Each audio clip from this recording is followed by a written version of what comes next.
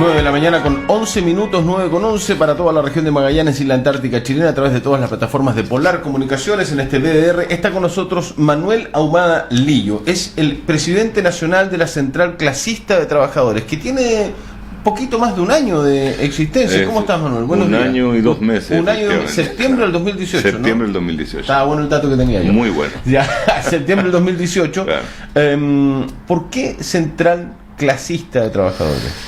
Para marcar efectivamente la diferencia entre quienes transaron y entregaron, algunos aparecen hoy día hablando a nombre de los trabajadores de nuevo, y los que creemos simplemente que los derechos no se negocian, no se transan ni se renuncian.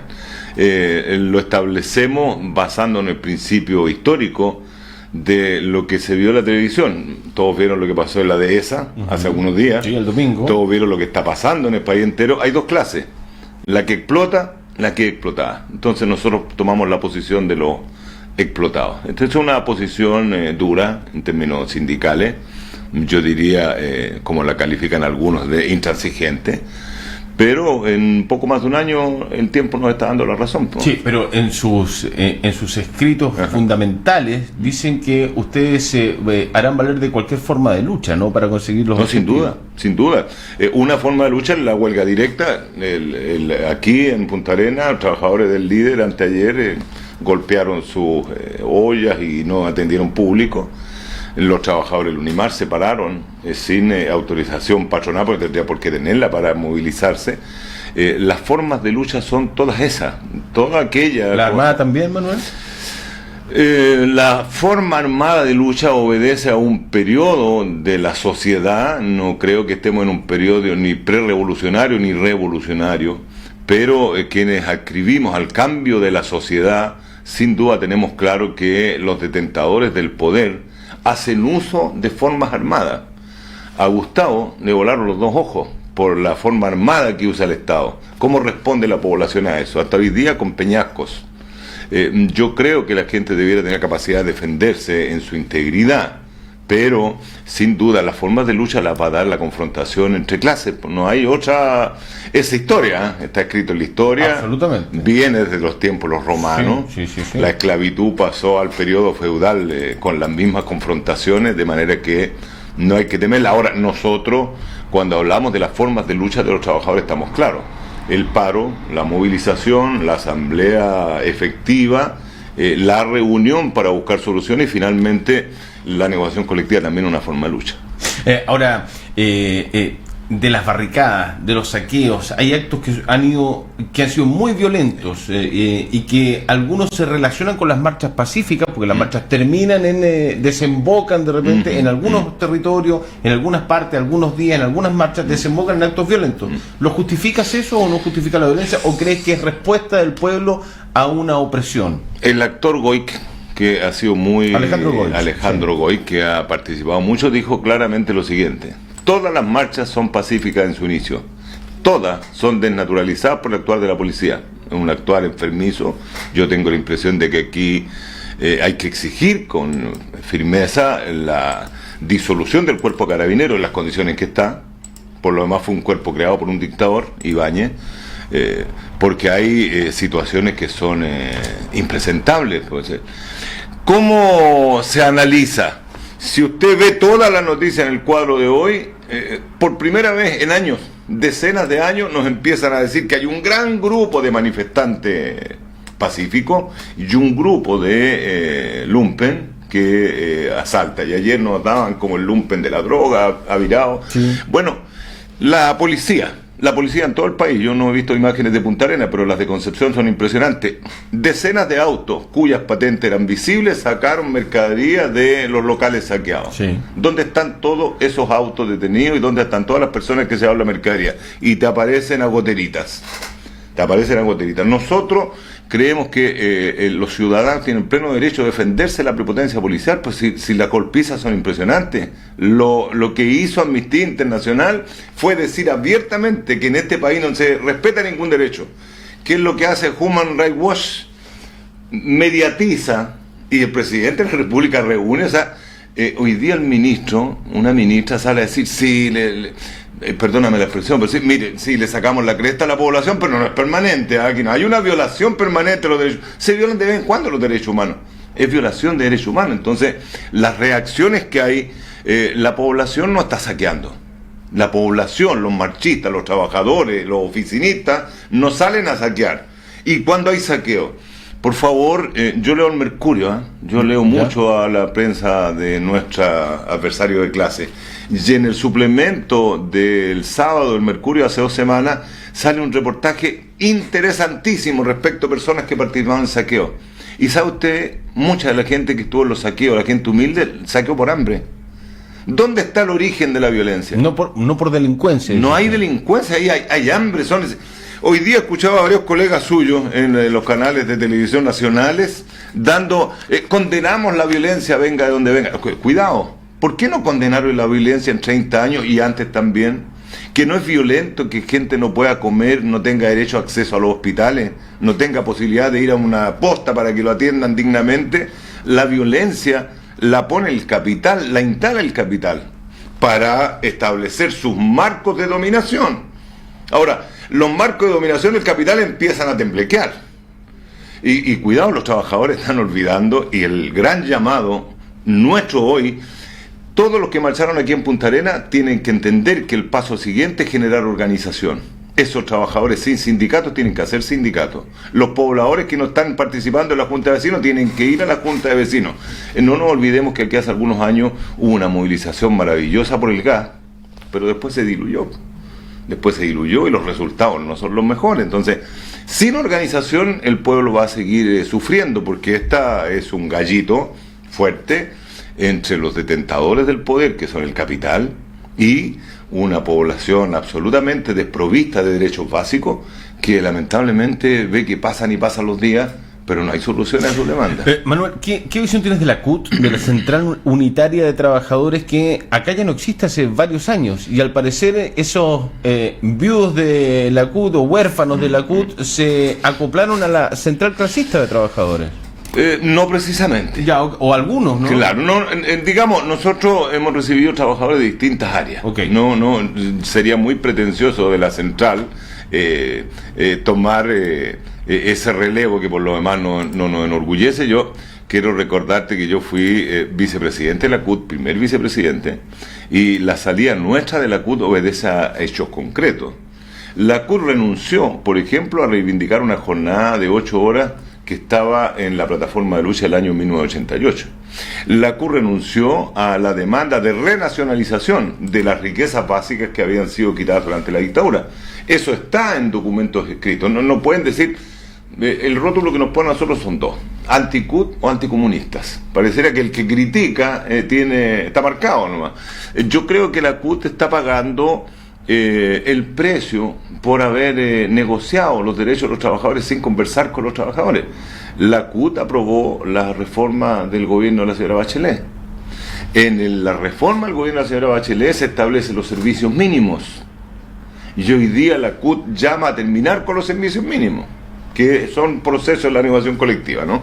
La CUT aprobó en la reforma de la señora Bachelet la adaptabilidad laboral en negociación colectiva. ¿Qué es la adaptabilidad laboral? Que si al menos un 30% de los sindicatos estuvieran de acuerdo, van a poder pactar jornadas hasta por 12 horas diarias. Eso está en la ley. ¿Qué es lo que hace Piñera con su reforma laboral hoy día? Llevar los acuerdos ya colectivos a los contratos individuales. O sea, profundiza el modelo de dominación capitalista, y la CUT tiene una sola posibilidad de sobrevivir: se desgaja y se mete en este movimiento de unidad social. El movimiento de unidad social es un excelente paso. Ya. ¿Ustedes son parte? No. Ya. Y justamente no somos parte porque el día que el movimiento de la unidad social le diga a los trabajadores, ¿saben? Perdónennos, pero nosotros creímos durante años en lo que el sistema nos vendió. Perdónennos. Hoy día queremos cambiar esto, vamos a luchar por los derechos. Un detalle me llamó la atención. Anteayer el secretario general de la CUT en CNN estaba dando los Cachorro Díaz, puntarenense, claro. No quería molestar tanto a los puntarenenses con alguna figura, porque hay otra de apellido Boric peor.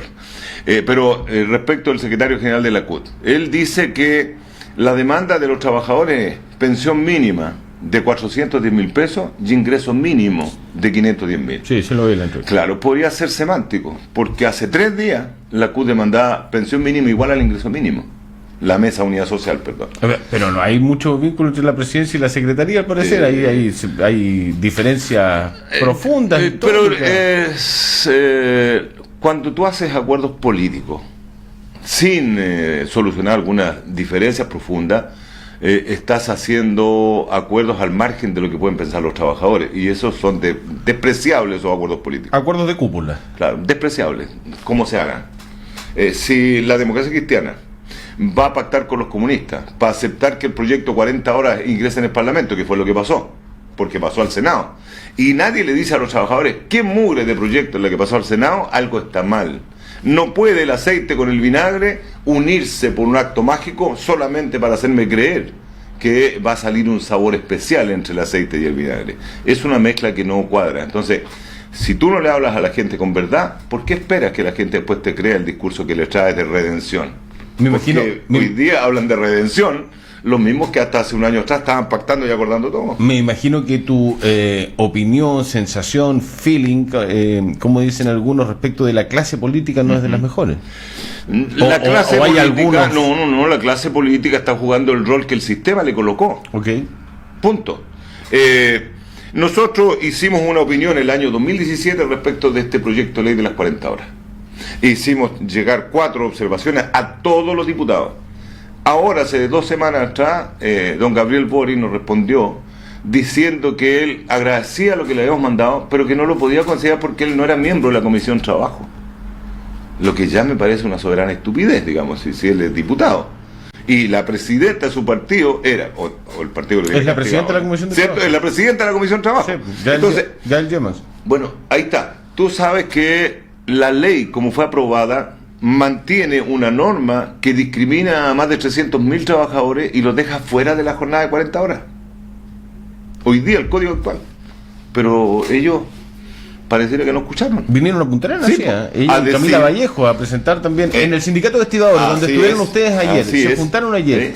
¿Cuántos dirigentes lograron juntarse? ¿Con cuántos te reuniste? No, nosotros nos juntamos con 34 compañeros. Ya, ¿sí? de distintos gremios, sí, distintos sindicatos. Ya. Y les explicamos lo del... Por ejemplo, me decían ellos que los diputados les pusieron aquí que la colación quedaba dentro de las 40 horas. No es así. No, pues falso. La colación está afuera. Mira, el proyecto, yo lo tengo, es tan pobre que lo único que hace en términos generales es cambiar el guarismo del artículo 22, inciso primero, y dice que la jornada en vez de 45 va a ser de 40 horas. El resto mantiene el código del trabajo igual. Y las indicaciones que se hicieron posteriores son más cercanas a la postura oficialista. Oye, horrible, si no quedó ninguna. Que te aparecía a las 41,5, ¿no? Bueno, Piñera presentó un proyecto 45 que después lo bajaron a 41. Sí.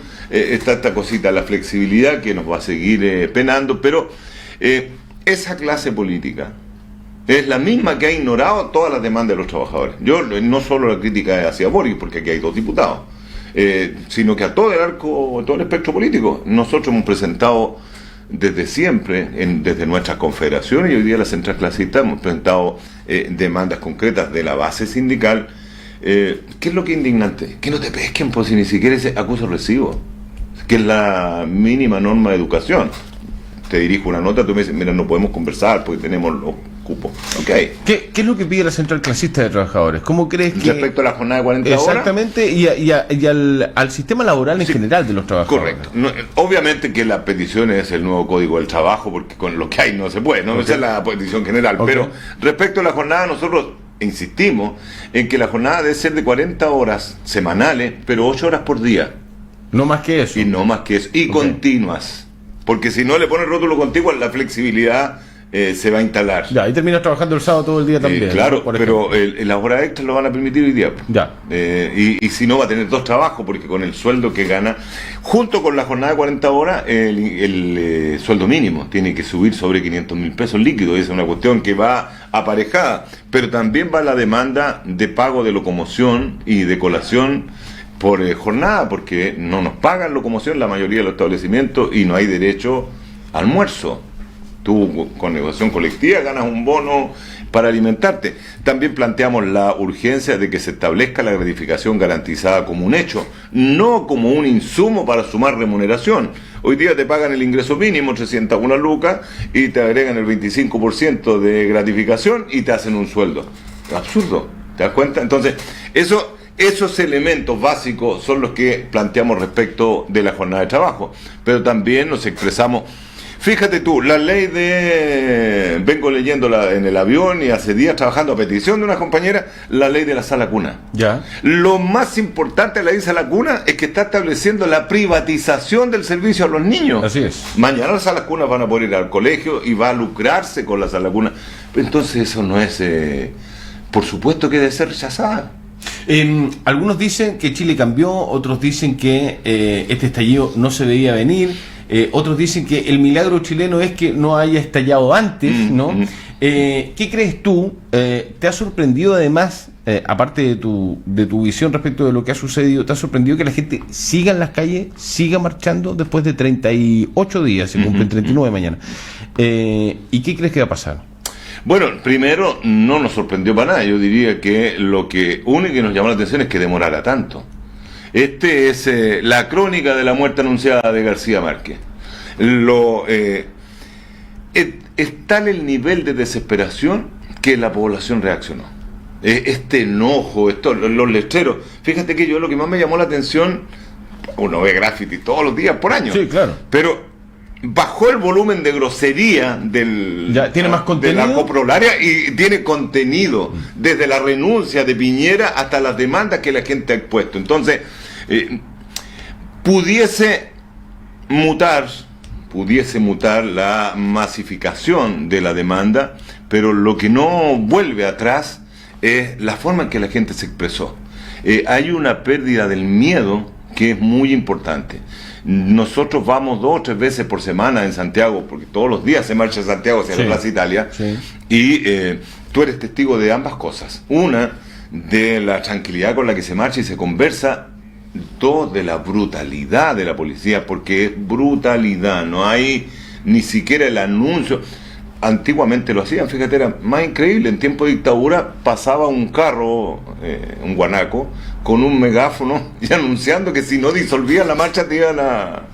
Ahora no, ahora te dan con lo que cae. Sin no hay megáfono. aviso, no hay megáfono. Entonces, cuando hablas con la gente, percibes que el chip varió. Por lo tanto, yo creo que lo que se viene es organización. Nosotros como central hemos sido rigurosos en eso. No nos creamos, no va a haber una revolución. Revolución es el cambio brusco de un estado social, ¿sí? No vamos a tener una revolución. No estamos en un estado pre-revolucionario. No es un pueblo que esté alzado contra el abuso, pero es un pueblo que tomó posiciones y que debiera tener hoy día la capacidad de ir estructurando esas posiciones. Por ejemplo, aquí en Punta Arenas, voy a poner el ejemplo, aquí en Punta Arenas nosotros deberíamos establecer como gran lucha de la población el acceso permanente a la locomoción colectiva. Toda la noche y todo el día tiene que haber locomoción colectiva como sucede en la capital. Tenemos que ser capaces de discutir y exigir que la atención en los CEFAM y en los centros de salud sea permanente. ¿Cómo eliminamos la lista de espera? Y el resto, los etcétera, que irá viendo la población puntarenense, tienen relación directa con sus demandas.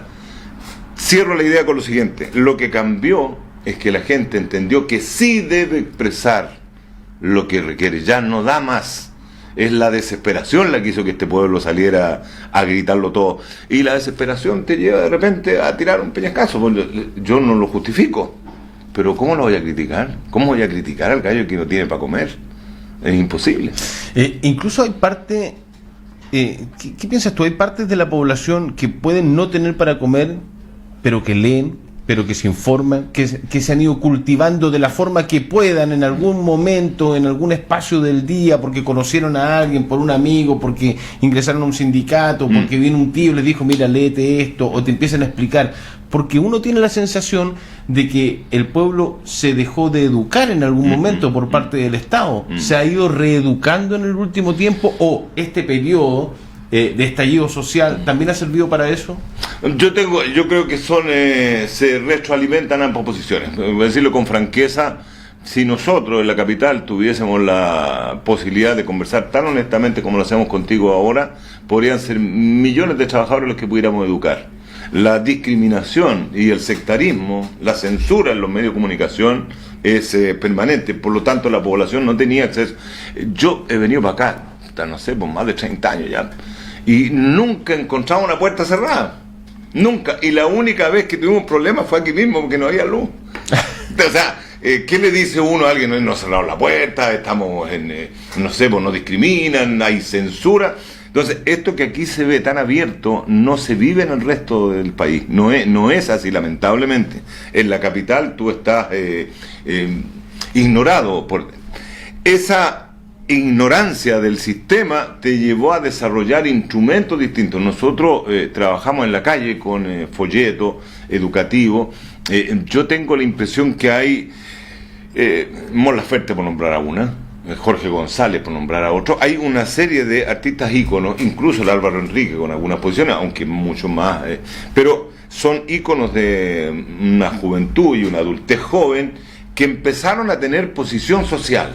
Daniel Muñoz con las cuecas, el Bombo Fica con su Daniel Alcaíno. Claro, son todas personas que, jugando un rol por el que reciben remuneraciones y a veces bastante buenas, pero no perdieron su contacto con la sociedad. Entonces ellos empezaron a educar por la vía del discurso. Lo que hace el Bombo Fica con la cosa de los delincuentes, por ejemplo, ¿sí? El Yerko, que a veces se excedía por tratar de ser neutral, se pasaba para la munta, pero fue generando una línea y la población empezó a tomar nota. Sí, efectivamente esto pasa. Sí, oye, cuidado, o sea, como un gallo en la tele va a ganar 21 millones de pesos por conversar 3 horas al día, ¿no? Aquí, u otros, pues si son miles los ejemplos. Este caso que se expuso desde algunos futbolistas.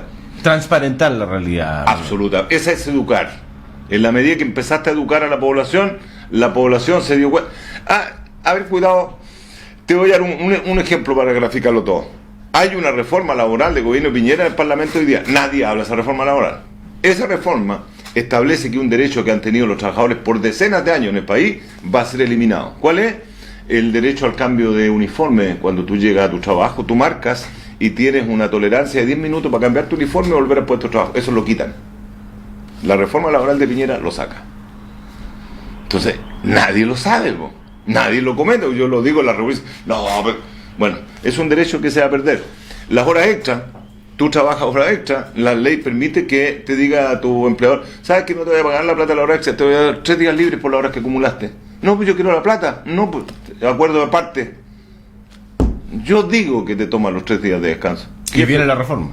Está la reforma de Piñera y la gente la desconoce. Entonces, Manuel Ahumada, presidente de la Central Clasista de Trabajadores, muchas gracias por conversar con nosotros esta mañana. Le agradezco mucho el espacio y por favor a los trabajadores en Punta Arenas sigan porque el camino nuestro va por ahí. Que esté muy bien, ¿eh? Muchas gracias. Chao, buen día. Pausa, ya venimos.